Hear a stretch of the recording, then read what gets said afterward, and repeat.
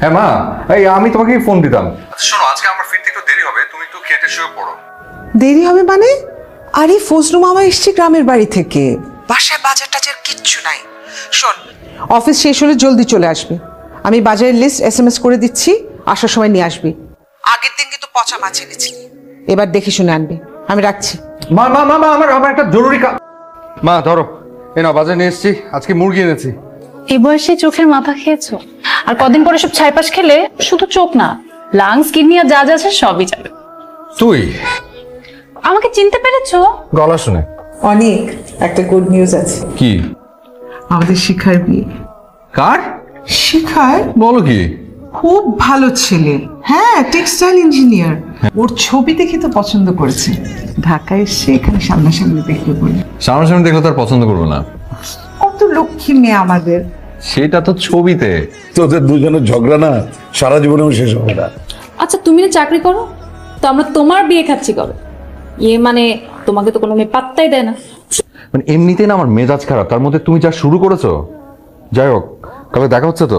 তুই কে? হ্যাঁ কেউ না। আশ্চর্য, তুই দুপ করে একটা ছেলের রুমে ঢুকে গেলি, নক করে ঢুকতে হয় সেই সেন্স নাই। আর তুমি গার্লফ্রেন্ডের সাথে কথা বলার সময় দরজা আটকে কথা বলতে পারো না? যেখানে সেখানে শুয়ে বসে কথা বলো, কমন সেন্স নাই? এক্সকিউজ মি, এটা আমার রুম, আমি আমার রুমের মধ্যে শুয়ে বসে চেয়ে গিয়ে যার সাথে কথা বলবো, তোর কি? বাসায় তেলাপোকা? আমার রুমে তো জীবনে কোনোদিন কোনো তেলাপোকা দেখলাম না। নাই? তাহলে তো আমি রুমই থাকবো। আমি কারোর সাথে রুম শেয়ার করতে পারি না, সরি। পারি না, বিয়ের পরে করবি। বিয়ের পরটা না, বিয়ের পরে দেখা যাবে। এখন এত রাতে ঝগড়া কিসে? তোরা শান্তিতে একটু ঘুমাতে পারিস না? রাত দুপুরে শাকচুনি ঘরে ঢুকলে করবো কি? আরে ফুপি, আমার কি দোষ? সব দোষ ওর। আমি কোথায় থাকবো? তাহলে তো একটাই অপশন আছে, বাবার সাথে থাকতে হবে। মামা মামা এই চল চল চল চল চল। শোন না, আমি আজকে তো বন্ধের দিন, তুই একটু শিখাকে নিয়ে ঘুরে আয়। শিখাকে নিয়ে ঘুরে আসবো মানে? ঘুরে আসবি মানে ঘুরে আসবি। বাচ্চা নাকি যে সামনে তখন থেকে ঘুরে নিয়ে আসবো লেমন চিজ কিনে দেওয়ার জন্য? তোর ওকে ঘুরে দেখাতে সমস্যা কোথায়? আমি না বুঝলাম না মা, এর আগে অনেকবারও ঢাকায় এসছে, আল্লাহ ওর হাত পা দিয়েছে, একটু নিজে থেকে ঘুরে নে। এভাবে বলছিস কেন? দুদিন পর মেয়েটার বিয়ে, এ সময় একা যাওয়াটা ঠিক না। আমার ব্যাগ নিয়ে যাচ্ছে। আই হাই করছো কেন? কেমন ছেলে তুমি? আমার ব্যাগ নিয়ে যাচ্ছে, তুমি আমার ব্যাগ সেভ করবে না? তুই বা কেমন মেয়ে যে নিজের ব্যাগ নিজে সামনে রাখতে পারিস না? যা হয়েছে তার থেকে তো খারাপ কিছু হতে পারতো। আমার ব্যাগ চিন্তা করে নিয়ে গেছে, এর থেকে খারাপ আর কি হবে আমার সাথে? তোর মতো ফকিরের ব্যাগে কয় টাকা আছে রে? ফোন নিয়ে গেলে তখন কি করতি? নতুন ফোন কিনতে হতো, সিম তুলতে হতো, কত টাকা। আমার ব্যাগে আমার ভোটার আইডি কার্ড ছিল। যাই হোক, ব্যাগ তো সেভ করতে পারে না, কাজের কাজ কিছু পারে না, আবার আসছে আমাকে দোষ দিতে। কোন গ্রুপ? আচ্ছা আচ্ছা, আমি এখনই আসছি। মামা রিক্সাটা ঘুরান তো। রিক্সা ঘুরাবে মানে? তোকে কিন্তু ঘোরার কথা আমার, তুই আমাকে ঘুরাচ্ছিস। হসপিটাল কি অবস্থা এখন? একদমই ভালো না, কোথাও নেগেটিভ রক্ত পাওয়া যাচ্ছে না। আর 1 ঘন্টার মধ্যে যদি রক্ত না পাওয়া যায় তাহলে প্রবলেম হয়ে যাবে। চলো, তুমি শুনলে না আমার বান্ধবীর জরুরি ডেলিভারি এখনই করতে হবে। ও নেগেটিভ রক্ত কোথাও পাওয়া যাচ্ছে না, তোমার তো ও নেগেটিভ। প্লিজ তুমি না করো না। এখন কি বেটার লাগছে? হ্যাঁ। সরি, কেন? কালকে থেকে তোমাকে অনেক প্যারা দিচ্ছি। তুই একা একা বাস চলে যেতে পারবি না?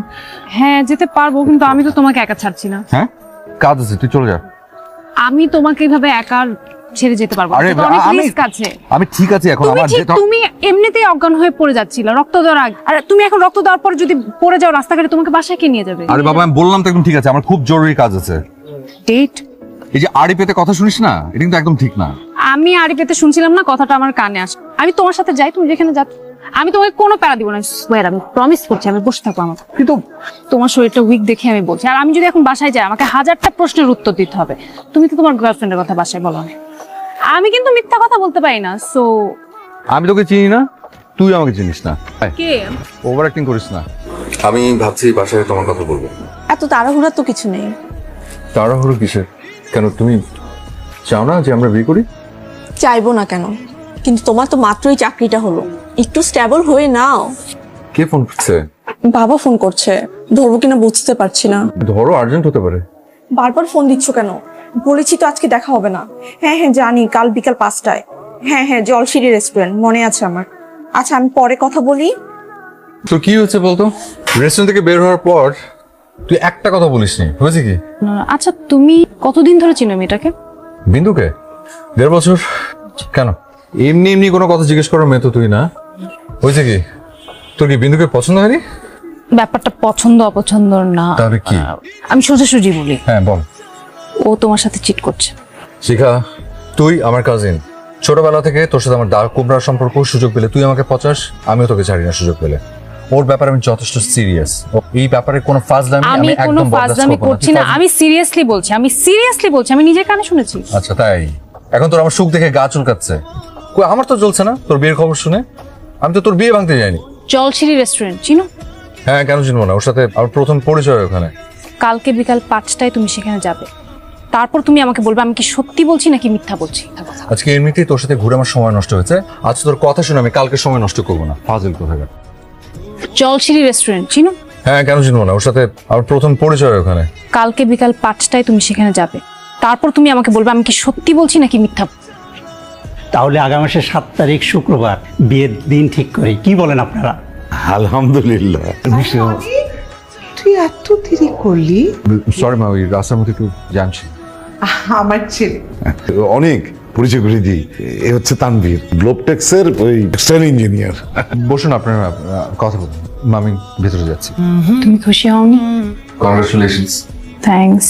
অবশ্যই তুমি তো খুশি হবেই, তোমাকে এখন আর কেউ পচাবে না, তোমার সাথে ঝগড়া করবে না, তোমার তো খুশি হওয়ারই কথা।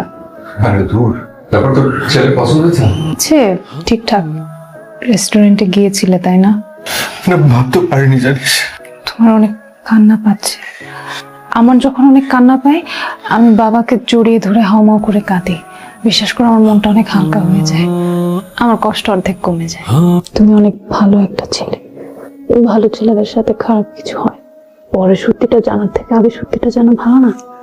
তোমার এতদিনের পরিচয় তুমি মেয়েটাকে বুঝতে পারলে না, আর কয়েক ঘন্টার পরিচয় আমি একটা ছেলেকে বিয়ে করতে যাচ্ছি। আমাদের মতো মেয়েদের ভাগ্যটাই হয়তো এমন। রাবেয়া, সর্বনাশ হয়ে গেছে। আচ্ছা ভাজা, ওই ছেলের বাসা থেকে ফোন করছিল, ওরা বললো যে ছেলে নাকি রাগ করে বাসা থেকে চলে গেছে। যাবার আগে জানাই গেছে এই বিয়াতে নাকি তার মত নাই। কি বলো ভাইজান? বিয়ের তোর কয়দিন বাকি? আমার মা মরা মেয়েটার কপালে যে এত দুঃখ ছিল আমি কল্পনাও করি নাই। একবার বিয়া ভেঙে গেলে অন্যের কি আর বিয়া হবে বল? সবাই তো কুফা বইলা বইলা ওর জীবনটা নষ্ট করে দিল। রাবেয়া, আমি ভাবতেছিলাম তাহলে আর এই ঢাকায় পড়ে থেকে লাভ কি, চলে যা। ভাইজান, তোমার মেয়েটা এত লক্ষ্মী। আমার না বরাবরই ইচ্ছা ছিল ওই অনিকের সাথে ওর বিয়ে দিব। তো দেখো না, ছোটকাল থেকে ওরা একে অপরকে সহ্য করতে পারে না। সেটাই। ভাইজান, তুমি যদি বলো আমি কি অনিকের সাথে একবার কথা বলবো? কিন্তু অনেক কি রাজি হবে? আমি জোর করে ওদের উপর কোনো কিছু চাপাই দিতে চাই না। না না ভাইজান, জোর করব কেন? আর বুঝিস তো আমাদের সমাজে এরকম একটা মেয়ে বিয়ে ভেঙে গেলে পরে ওর বিয়ে দেওয়াটা খুব ডিফিকাল্ট হয়ে যায়। অনেক, আমি একটা রিকোয়েস্ট করবো, তুই কি রাখবি বাবা? মারে, অনেকের ব্যাপারে মানে অনেকের সাথে তোর বিয়ে নিয়ে একটু ফুফাম্মা আগ্রহ দেখেছে।